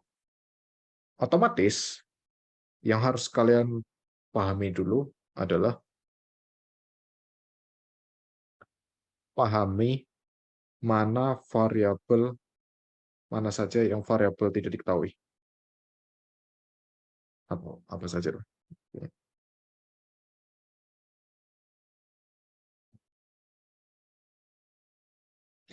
Apa saja variabel yang tidak diketahui di soal kalian atau di penyelesaian kalian gitu. Kalau misalkan udah tahu variabel yang tidak diketahuinya apa aja, kalian cek jumlah persamaan. Apa syaratnya biar sistem persamaan linearnya bisa diselesaikan?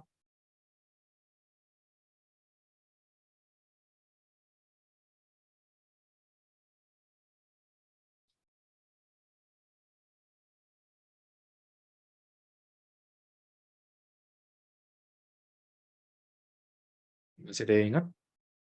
Ini sempat aku bahas.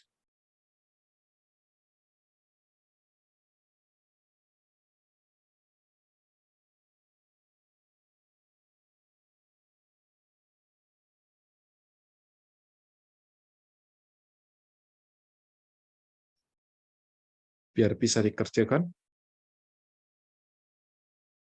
jumlah persamaannya harus kayak gimana dengan jumlah variabelnya.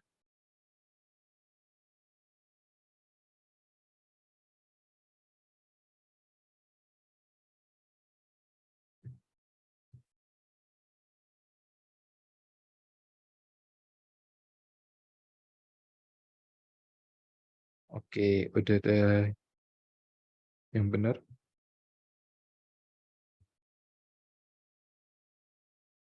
Jumlah persamaan sama dengan jumlah variabel. Nah, itu ya. Itu yang harus kalian cek dulu. Kalau misalkan dari awal aja nggak sama, mending jangan dilanjutin. Soalnya percuma. Malah bikin kalian ini nanti kesulitan lagi, tambah kesulitan. Dan jadinya nyampah. Ya, istilahnya kalau misalkan di Olimpiade, kalau kalian jawab ngawur, gitu, itu biasanya disebut nyampah. Kayak gitu.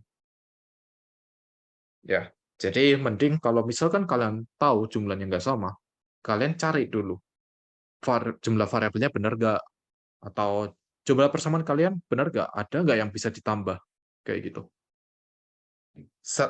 Seringnya kasusnya itu adalah jumlah persamaannya kurang daripada lebih. Kalau lebih itu berarti ada persamaan yang nggak kepake sebenarnya. Intinya harus dicek lagi. Oke, kemudian kasus yang sering muncul biasanya itu ada gaya berat di arah Y. Jadi kita biasanya gunakan arah XY yang biasa. Nah, kalau misalkan seperti ini, berarti step-nya biasanya itu adalah kalian eliminasi gaya-gaya di arah X dari persamaan sigma fx pada semua benda atau masing-masing benda.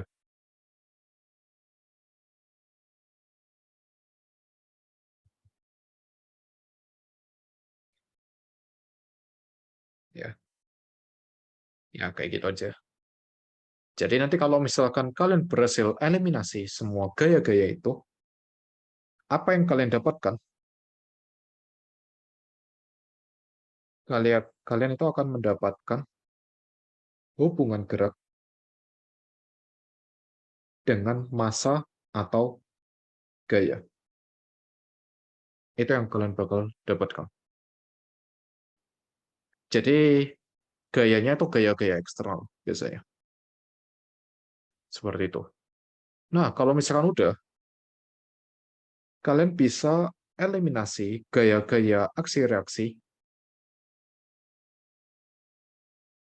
Contohnya ya gaya tegangan tali, gaya normal, gaya gesek, kayak gitu-gitu. Dari persamaan sigma fx dan sigma fy. Kalau tadi hanya arah x saja, sekarang di arah x dan y.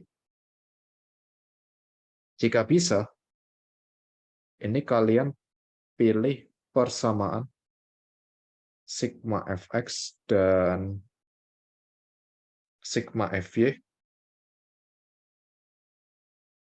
pada satu benda yang sama. Oke. Dan yang terakhir itu selesaikan. Dan yang harus kalian ingat adalah jawaban akhir hanya boleh berisi variabel yang diketahui di soal. Jadi kalau misalkan di soal itu tidak ada tegangan tali, tapi di jawaban akhir kalian munculkan tegangan tali, pengkoreksi langsung lihat ada tegangan tali, padahal nggak dikasih tegangan tali, ya itu udah otomatis salah. Kayak gitu. Jadi harus benar-benar dalam yang diketahui aja. Jangan kasih sesuatu yang tidak diketahui. Gitu. Oke. Sama mungkin ada sedikit notes kalau ada kayak gesek. Notes untuk kasus kayak gesek.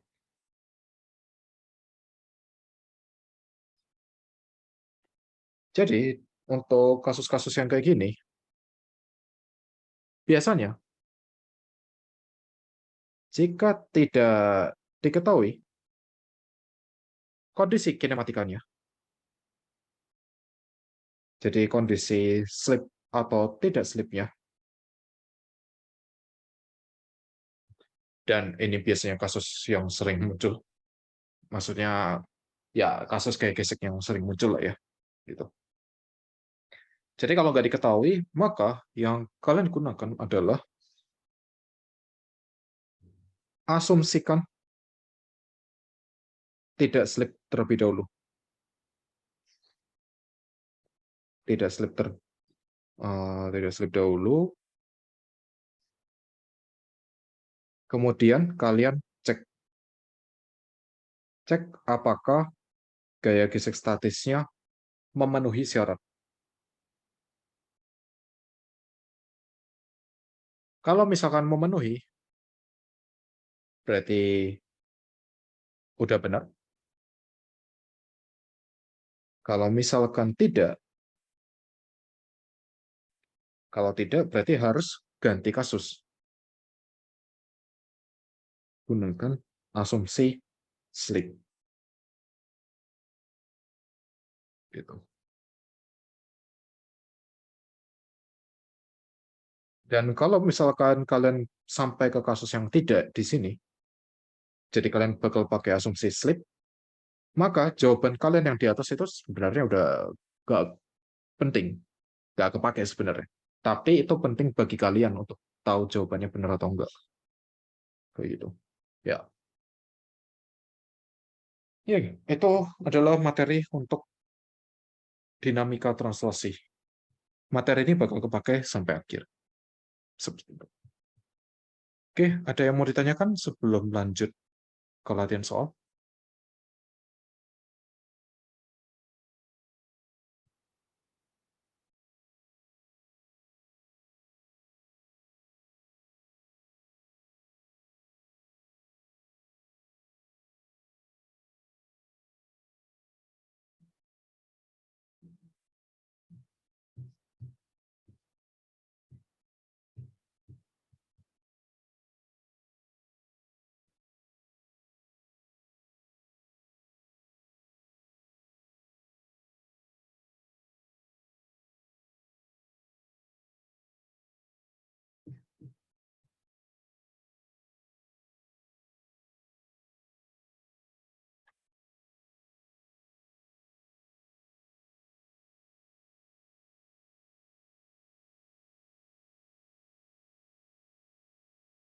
Nggak ada.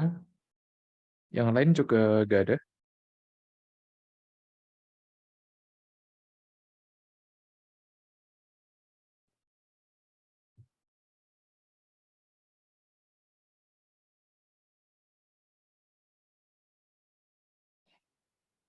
Nggak. Oke, sip. Kalau gitu, kita bakal lanjut ke latihan soal.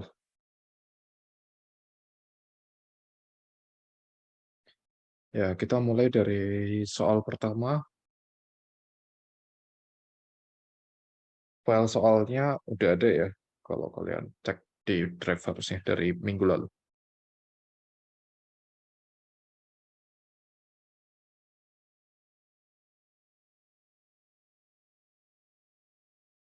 Filenya yang kayak gini. Ada 12 halaman dengan banyak soal, itu dari buku. Jadi kalau kalian mau cari di buku, ya itu bisa juga. Apakah soalnya harus sama? Enggak, kayak gitu. Yang penting mirip-mirip. Ya, ini rata-rata soal standar ya, untuk memperkuat konsep. Jadi bisa kalian coba-coba. Oke, ini soal pertama berhubungan dengan gaya gesek. Ada sebuah balok B diletakkan di atas balok lain, balok A, yang bermasa MA 5 kilo dan memiliki panjang L 20 cm. Mula-mula balok B berada di ujung kanan balok A seperti pada gambar. Gaya horizontal konstan F 10 Newton diberikan pada balok A. Yang pertama, asumsikan semua permukaan licin. Tentukan waktu yang dibutuhkan hingga balok B terpisah dari balok A. Oke, semua permukaan licin. Ada yang bisa ngerjakan untuk yang bagian A-nya?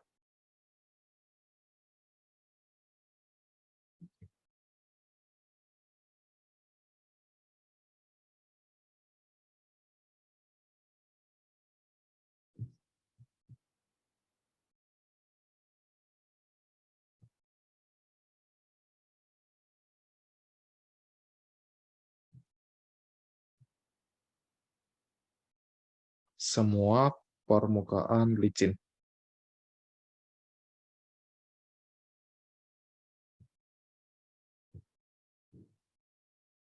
Panjang balok A 20 cm. Balok B ukurannya ya boleh diabaikan. Anggap aja sebagai titik.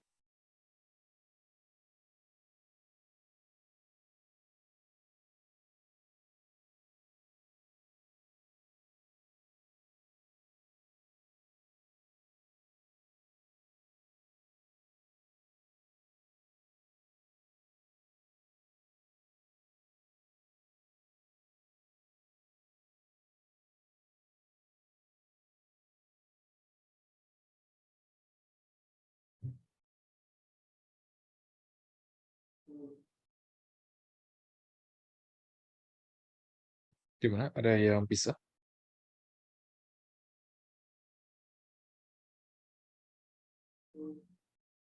Ada yang tahu apa yang harus dilakukan terlebih dahulu?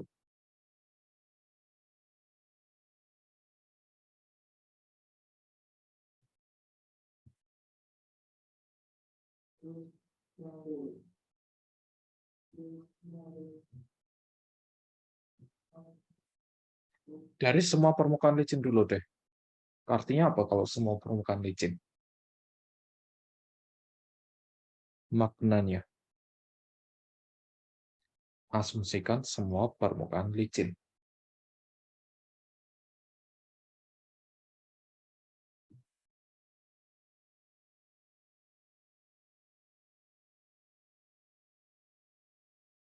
Maknanya, ya berarti tidak ada gaya gesek.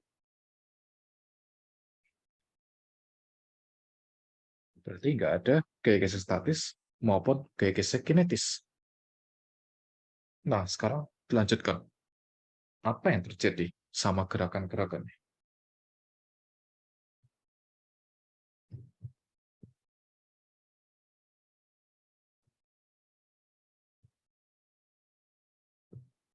Benda A-nya bakal kayak gimana, benda B-nya bakal kayak gimana. A-nya bakal gerak, oke. B-nya bakal diam. Nah, ya itu benar jawabannya. Nah, berarti A-nya bakal gerak karena didorong, B-nya bakal diam. Kapan B-nya jatuh?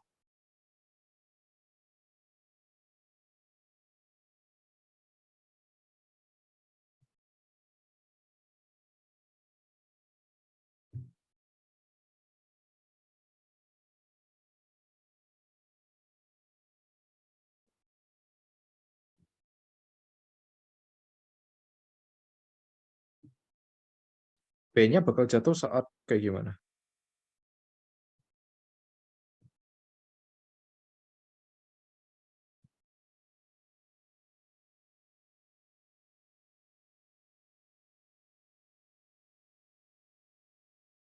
Setelah A-nya bergerak sejauh 20 cm. Iya, jadi A-nya tuh bakal gerak, ya anggap ini balok A-nya, dari seperti ini, dia gerak, gerak, gerak, gerak, gerak, sampai dia sudah bergerak 20 cm. Kenapa bergerak 20 cm? Ya, kalian lihat aja. Sisi belakangnya bergerak sejauh L, 20 cm. Nah, kalian lihat B-nya bakal gimana? Ya jatuh kalau kayak gini kan. Seperti itu. Karena kita tahu berapa perpindahannya, berarti kita bisa cari apa dulu? Untuk mencari waktu, kita butuh percepatan. Ya, jadi cari percepatannya dulu pakai hukum Newton. Tinjau A, sigma F sama dengan MA. Ya, ini aku tulis MA dikalikan A. Sigma F ya adalah F MA dikalikan percepatannya A. Jadi percepatan A sama dengan F per MA. Wait,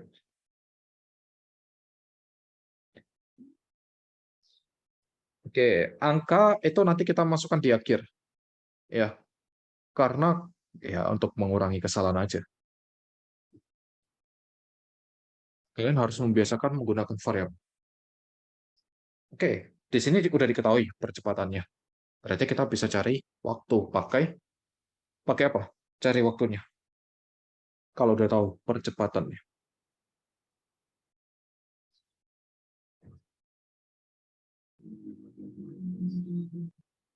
Pakai persamaan apa? Pakai persamaan GLBB. Nah, itu yang lebih tepat ya. Jadi untuk kinematikanya, kita pakai GLBB, yaitu L sama dengan setengah AAT kuadrat. Berarti ini jadi F per MA T kuadrat. Ya udah, maka T-nya berapa? T-nya adalah akar 2 MAL per F. Ini jawabannya. Untuk masalah besarnya, ya kalian tinggal masukin angkanya. Masanya 5 kilo.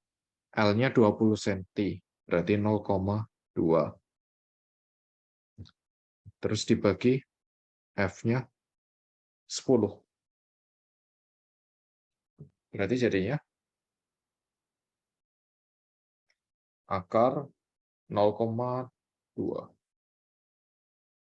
Ya, ya benar. Seperakar 5 second.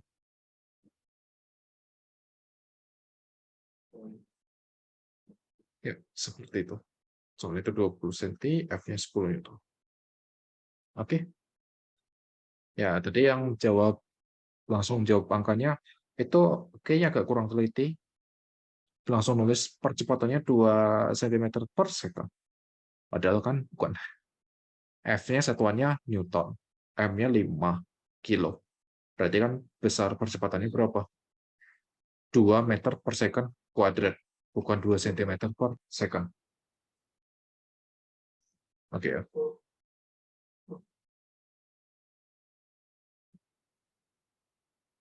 Ada yang mau tanyakan untuk yang A?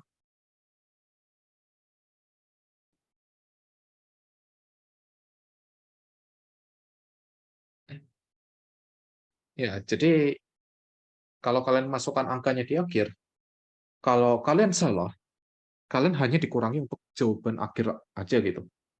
Tapi kalau kalian masukkan angka di tengah-tengah dan salah di tengah-tengah, maka ke bawahnya juga salah, nggak ada nilainya. Kayak gitu. Malah kesalahannya bisa semakin besar.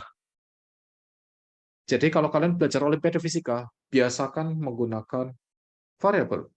Angka pakai di akhir. Kecuali banget. Ya. Itu emang kasusnya susah banget kalau pakai variabel, baru pakai angka.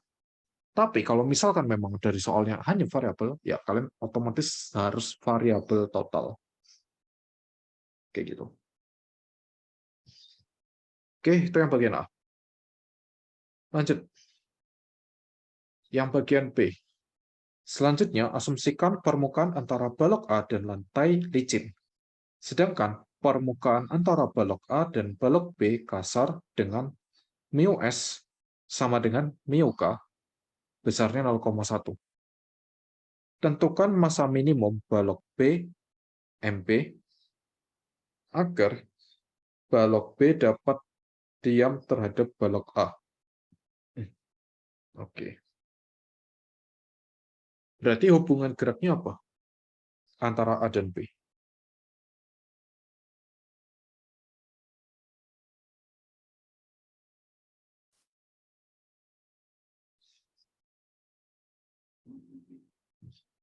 Hubungan gerak, gesek itu bukan hubungan gerak, itu jenis gaya. Slip. Apakah dia slip? Oh ya, sama tulisan slip itu SLIP. Hanya sedikit koreksi aja. Apakah dia slip Ada kecepatan relatif antara A dan B?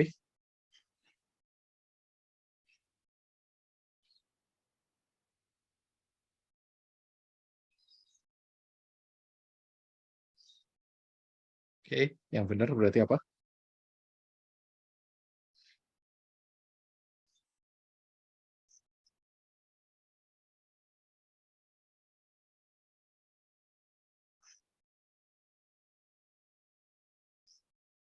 Tidak slip.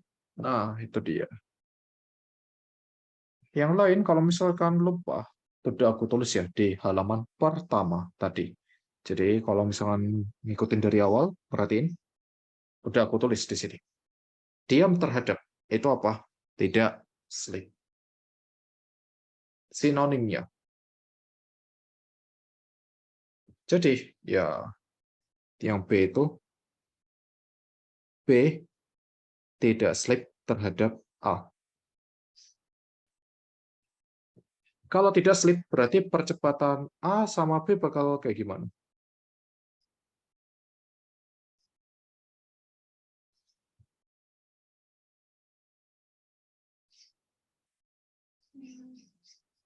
Percepatannya bakal sama. Nah, itu dia.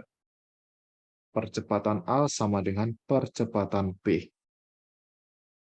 Ya, jadi ini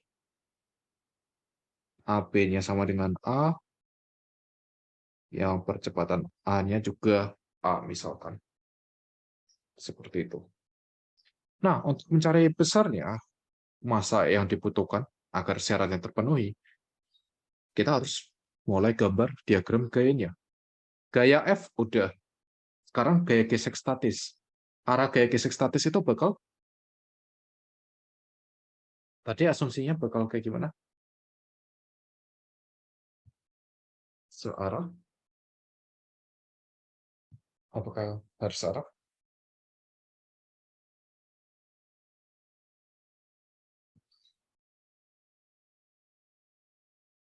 Ada yang nggak searah soalnya. Di kasus ini ada yang searah, ada yang nggak searah sebenarnya.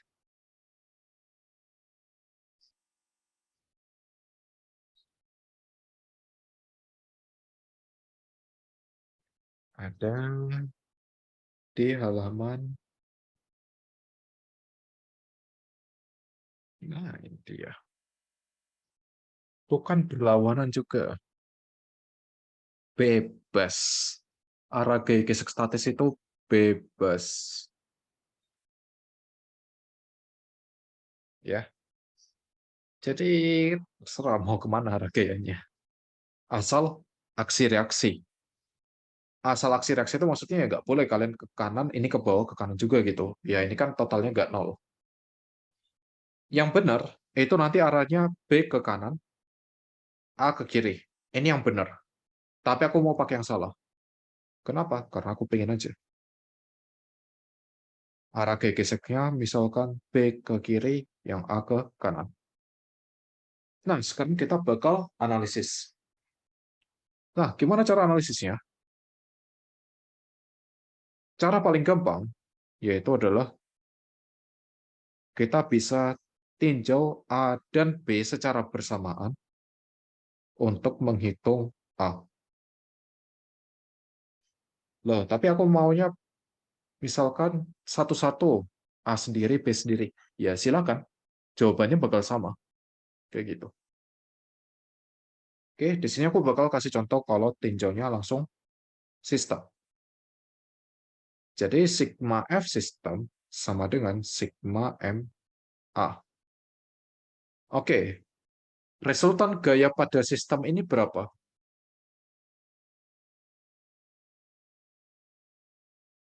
Resultan gaya pada satu sistem.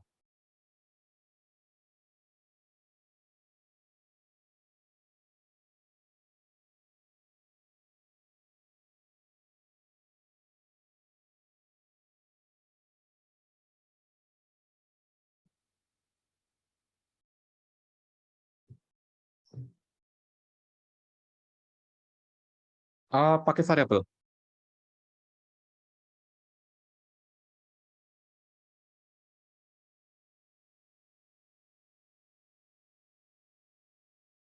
Resultan gayanya adalah F. Benar. Yang lain paham kenapa resultan gayanya F?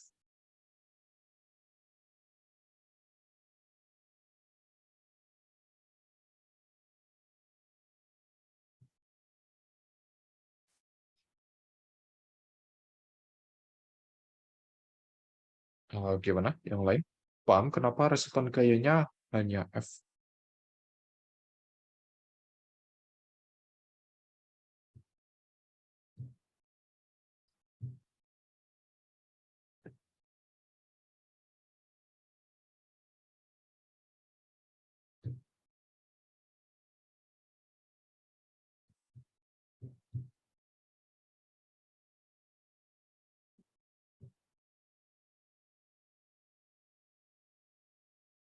Enggak. Resultan gaya itu apa artinya? Masih ingat apa notasi ini?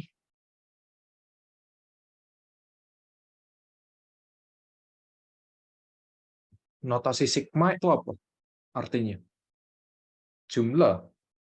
Berarti gaya-gaya pada sistem diapakan?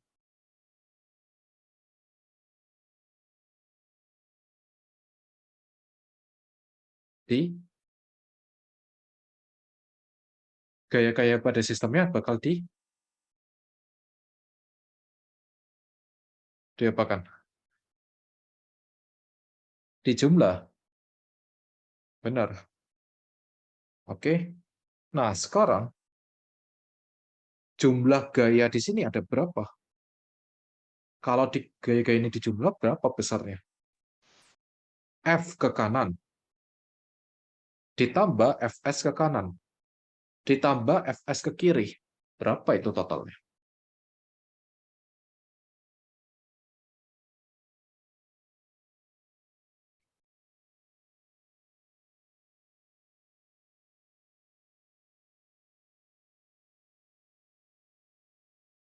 Totalnya berapa?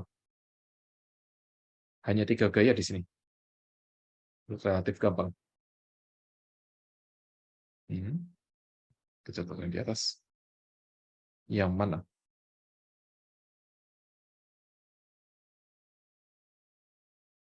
Atasnya banyak ini.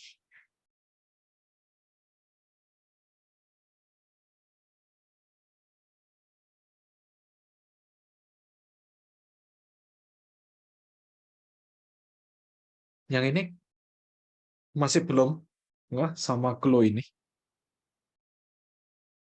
Kenapa bisa jadi F dong?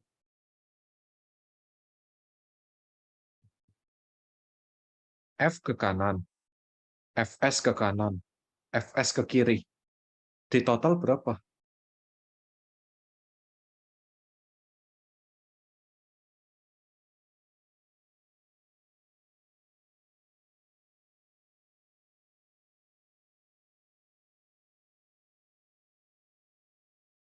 Hmm. F ke kanan, Fs ke kanan, Fs ke kiri. Nah, Fs ke kanan, Fs ke kiri dijumlah jadi 0. Ini tuh totalnya 0. Kenapa ya aksi reaksi? Berarti sisanya apa? Ya sisanya F. Udah. Itu alasannya kenapa hanya F. Sigma MA. Karena ada dua masanya, dan percepatannya sama, seperti yang aku tulis di sini, jika percepatannya sama, masa total dikalikan A. Jadi berapa percepatannya? Percepatannya adalah F per MA plus MB. Ya, seperti itu. Masalah yang ini tadi, kenapa resultannya 0? Yaitu sifat dari aksi reaksi. Makanya harus paham sifat aksi reaksi yang aku jelaskan minggu lalu, ya ini sebenarnya tujuannya. Banyak kasus di mana gaya itu aksi reaksi. Emang semua gaya aksi reaksi sih sebenarnya. Gitu. Nih, gaya aksi reaksi.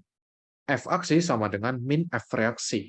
Atau F aksi ditambah F reaksi itu sama dengan 0. Jadi setiap gaya aksi pasti ada gaya, reaksi, dan resultannya 0. Udah aku tulis ya di pertemuan minggu lalu. Kayak gitu. Oke. Ya, jadi seperti itu dulu mungkin kayaknya karena waktunya terbatas. Nanti kalian bisa lanjutkan. Kalau misalkan mau dicek jawaban kalian, kalian bisa hubungi aku aja langsung lewat WA. Kayak gitu. Dan kalian bisa lanjutkan kerjakan soal-soal di sini. Kalau bingung, ditanyakan sebelum kelas, nggak apa-apa. WA, ada di notes hari pertama. Ini.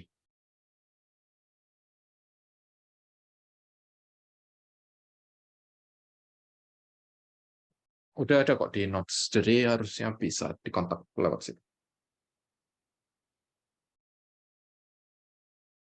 Link lagi. Oke. Linknya hilang-hilangan terus. Kayaknya.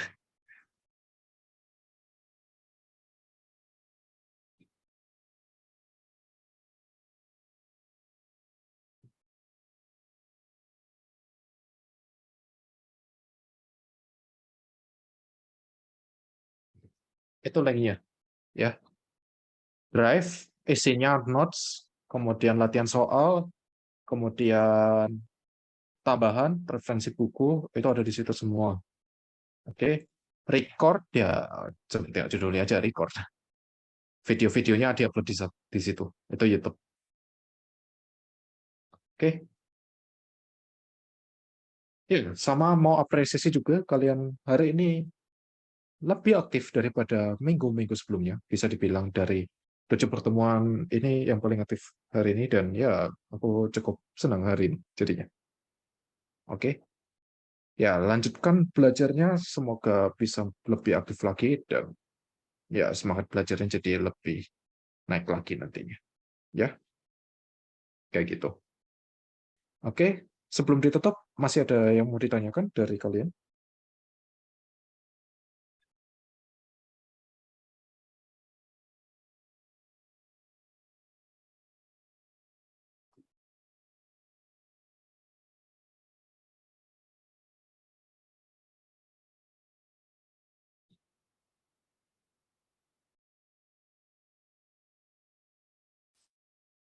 Sudah. Oke. Ya, kalau nggak ada, mungkin segitu dulu untuk pertemuan hari ini. Semoga bermanfaat. Sampai ketemu pertemuan minggu depan.